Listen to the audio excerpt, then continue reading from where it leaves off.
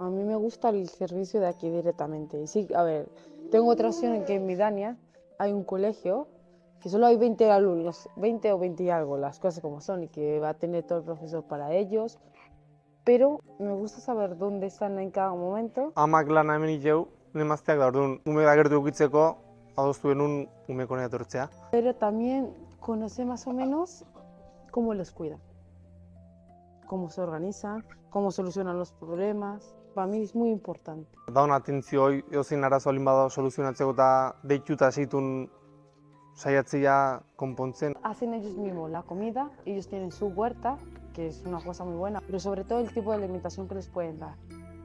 Dónde cogen las verduras, dónde las compran, quién las cocina, es muy importante.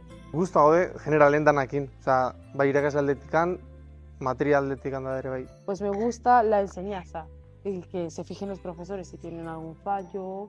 Nik umek da pozik ditut, da guztu etortzea, ze guzti nahiko motibo dela, hona etortzeko. Bai, oso gustoa.